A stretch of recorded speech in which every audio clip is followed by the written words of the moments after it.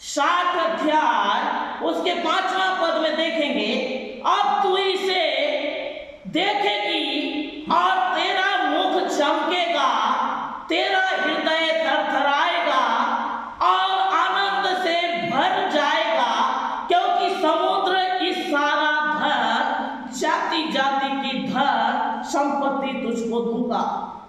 क्योंकि समुद्र का सारा धन और जाति जाति के धन संपत्ति मैं तुझको दूंगा।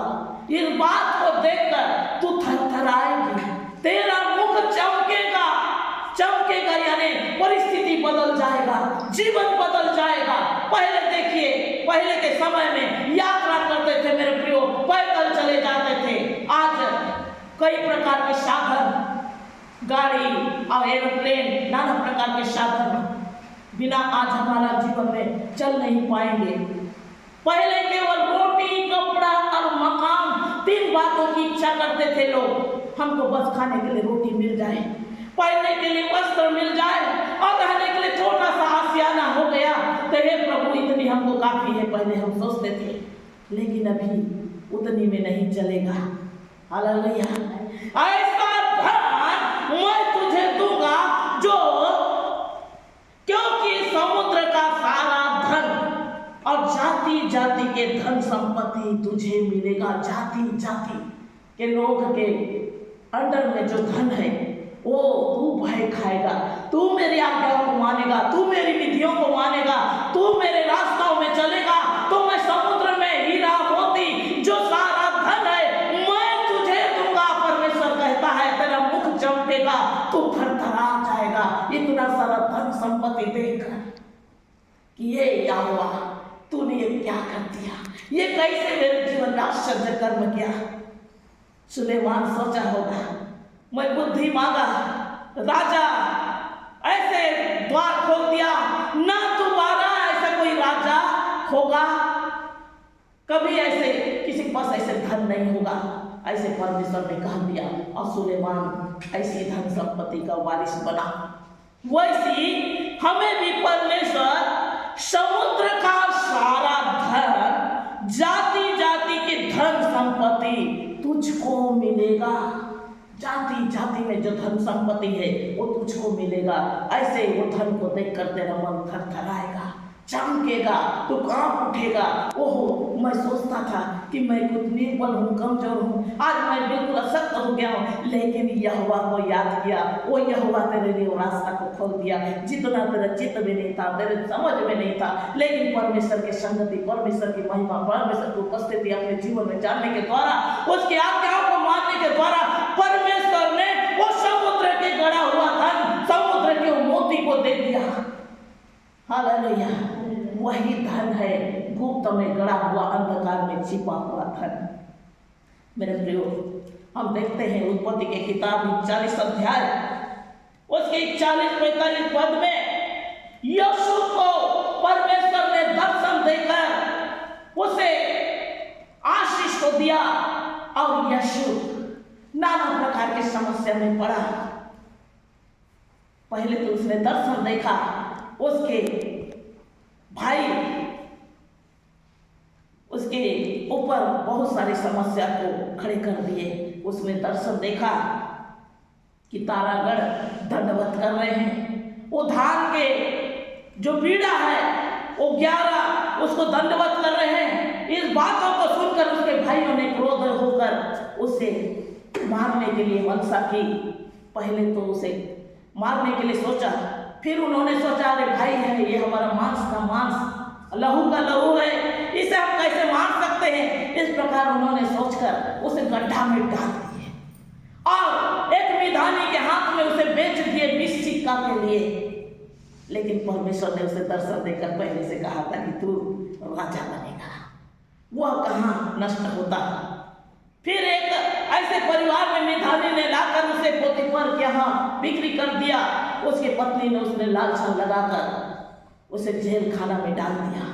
जेल खाना में भी परमेश्वर ने उस पर अनुग्रह कृपा बनाया, उसे छोड़ा नहीं। वहां पर भी कैदी उसके अंडर में रख दिया। वो कैदियों को देखता था। वहां 2 व्यक्ति कैदी थे, पिलाने वाला और अब पकाने वाला राजा के पास, फिर वो राजा के पास एक व्यक्ति पकाता था खाना सब्जी और एक उनको पिलाता था। दोनों की कौन सी बात बिगड़ी? राजा को अच्छा नहीं लगा, उन्हें दोनों को कारागार में बंद कर दिया। उस समय वो बहुत निराश में थे, चिंता में थे। यूसुफ को अपने सपने को बताया कि हमने ये प्रकार सपना देखा कि पिलाने वाला ने कहा कि मैं तीसरे दिन डाली के गुच्छा के विषय में उसने कहा, तो उस समय उसने कहा आज से तीसरे दिन में तू अपने कार्यभार को करेगा। और पकाने वाला को उसने कहा आज से तीसरे दिन में राजा तेरे सर को कलम करेगा। ये प्रकार उसने कहा। हालेलुया। और वैसे ही हुआ दोनों के जीवन में। पिलाने वाला का जीवन बच गया, तीसरे दिन में फिर से वो काम करने लग गया और पकाने वाला का सर कलम हो गया। ऐसे समय बीतता गया। यूसुफ को परमेश्वर ने बात किया था कि तू आने वाले समय में तुझे ऊंचा उठाऊंगा। और परमेश्वर एक समय को नियुक्त किया, फिर उनको एक ऐसे सपना दिखाया जिसका विषय में कोई भी नहीं जान पाया, ना स्वप्न ना उत्तर कोई जान नहीं पाया। उस समय उसे कारागार से बुलाया गया और यूसुफ ने उस स्वप्न के विषय में जैसे ही कहा 7 साल फसल होगा, 7 साल अकाल होगा। इन बातों को जैसे फिरौन ने सुना खुश हो गया। अब उसे मंत्री, प्रधानमंत्री बना दिया, सोने के चैन पहना दिया, मलमल का कपड़ा पहना दिया और उसे प्रधानमंत्री नियुक्त कर दिया और कहा तेरे बिना आदेश से कोई हिल भी नहीं सकेगा। परमेश्वर ने जो कहा था कि तारागण उसे दंडवत कर रहे, उस बातों को उसने साकार कर दिया। परमेश्वर हमारे लिए भी बड़े बड़े दर्शन को हमारे जीवन में पूरा करना चाहता है। यूसुफ हमेशा परमेश्वर के भय को मानता था, परमेश्वर की आज्ञाओं को मानता था, उसके नियम में चलता था। यूसुफ जैसे परमेश्वर की आज्ञाओं को मानकर चला, नाना प्रकार की समस्या विपत्ति उसके ऊपर, कारागार तो उस तक उसके जीवन में आया, जेल में तक पड़ गया, भाइयों ने उसे गड्ढा में डाल दिया, किसी के लिए बिक्री भी कर दिया, लेकिन फिर भी वो हिम्मत नहीं आ रहा। परमेश्वर को भाई मानता रहा, परमेश्वर की आज्ञाओं पर चलता रहा, हमेशा प्रार्थना करता रहा। उसके कारण परमेश्वर उसके ऊपर खुश होकर फिरौन का जीवन को बदला, फिरौन को ऐसे स्वप्न को दिखाया और उसका उत्तर केवल यूसुफ ही बता सका, कोई बता नहीं पाए।